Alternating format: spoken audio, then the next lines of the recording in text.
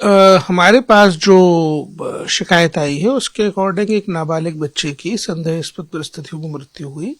शिकायतकर्ता ने बताया कि बच्चे के गले पे स्ट्रैंगुलेशन के निशान थे और इस तरीके के इंस्टीट्यूशन में बच्चे की मृत्यु के बाद कोई पोस्टमार्टम नहीं कराया गया और कोई पुलिस रिपोर्ट दर्ज नहीं की गई और पेरेंट्स को डेड बॉडी दे दी गई और उसका जो है अंतिम संस्कार कर दिया गया। ये पूरी की पूरी जो घटना है ये अपने आप में बड़े ही संदेह के घेरे में इस पूरे संस्थान को दोबारा लेकर के आती है। हमको ये बात अच्छे से मालूम है कि पिछले कुछ साल पहले चाइल्ड वेलफेयर कमेटी ने ये रिपोर्ट दी थी कि यहाँ पर जुवेनाइल जस्टिस एक्ट के प्रोविजंस का पालन नहीं हो रहा है।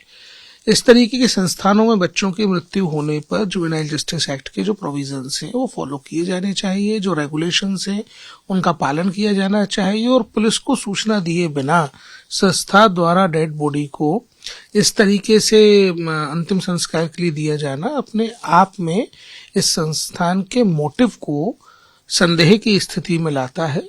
हमने नोटिस जारी किया है पुलिस को। पुलिस की रिपोर्ट का हम इंतजार करेंगे। उस रिपोर्ट के बाद हम ये तय करेंगे कि क्या हमको वहां एक टीम भेजनी चाहिए या नहीं भेजनी चाहिए।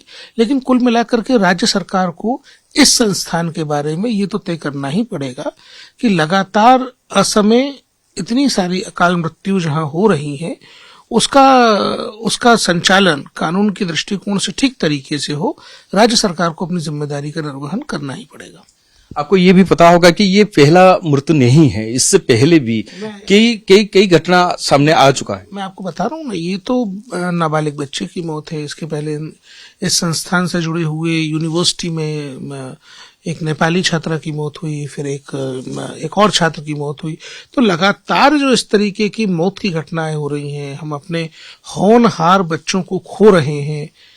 यहाँ राज्य सरकार को तत्काल सख्ती से कार्रवाई करने की जरूरत है और हमको अपेक्षा है कि सरकार इसमें कार्रवाई करेगी। आपको क्या लगता है कि जैसे कई सारे स्टूडेंट सुसाइड कर लिए और अभी जो सामने आया है घटना की ये एक हत्या है, उसको छुपाने के लिए क्या क्या कोशिश वो लोग किए? मैं एक बात बड़ी जिम्मेदारी से कह सकता हूँ जो मुझे कहना चाहिए। एक मानवाधिकार कार्यकर्ता के रूप में मुझे ये बात देश के सामने लाना चाहिए कि इस तरीके के संस्थानों में जो बच्चे हैं वो गरीब बैकग्राउंड के हैं। इन संस्थाओं के पास पैसे बहुत हैं। हमने पुराने मामले में भी देखा कि किस तरीके से महंगे महंगे वकील खड़े करके और इन्होंने सरकार की जांच के ऊपर स्टे ले लिया है हाई कोर्ट से। तो हाई कोर्ट ने अगर सरकार की जांच पर स्टे देकर हम लोगों के हाथ बांध दिए हैं तो हम माननीय उच्च न्यायालय की मर्यादा का पालन करते हुए उस पर कोई टिप्पणी नहीं कर सकते हैं। लेकिन ये बात जरूर है कि ये जिस तरीके से महंगे वकील लगा के एक तरफा बात करके जिस तरीके का एक वातावरण बनाते हैं, वहां कहीं ना कहीं हम गरीब बच्चों की जान के साथ समझौता कर रहे हैं, गरीब बच्चों की जिंदगी के साथ खिलवाड़ कर रहे हैं। तो कैसे फिर नेक्स्ट कोर्स ऑफ एक्शन हो सकता है?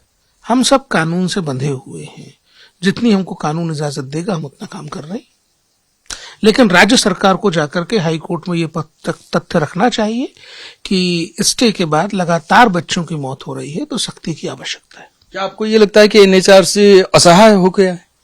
देखिए, हम सबके अपने अपने काम करने की लिमिटेशंस हैं। अगर माननीय उच्च न्यायालय ने किसी मामले पर कोई स्टे जारी किया है तो अब ये राज्य सरकार का दायित्व बनता है कि वो माननीय उच्च न्यायालय को जाकर के अवगत कराए कि यहाँ पे लगातार बच्चों की मौत हो रही है। जैसे सिचुएशन आप तो फील किए हैं, आप तो खुद भी गए थे वहां, किस परिसर में जैसे स्टूडेंट रह रहे हैं, किस परिवेश में, फिर भी बोल रहे हैं कैसे? हमारी जो सबसे छोटी इकाई है बच्चों के अधिकारों के संरक्षण के लिए भारत में, उनमें से एक है चाइल्ड वेलफेयर कमेटी। अगर चाइल्ड वेलफेयर कमेटी हमको ये सूचना दे रही है कि बच्चों को रखने की स्थिति कानून की सम्मत नहीं है और हम उसको ओवरलुक कर रहे हैं तो ये हमारी गलती है और हम अपनी गलती से बच्चों को खो रहे हैं। टीम भेजेगा एनएचआर? अभी पहले रिपोर्ट का इंतजार है, उसके बाद तय करेंगे। कब तक डेडलाइन है रिपोर्ट का इंतजार? हमने उनको 15 दिन का टाइम दिया है, रिपोर्ट आने दीजिए फिर देखते हैं।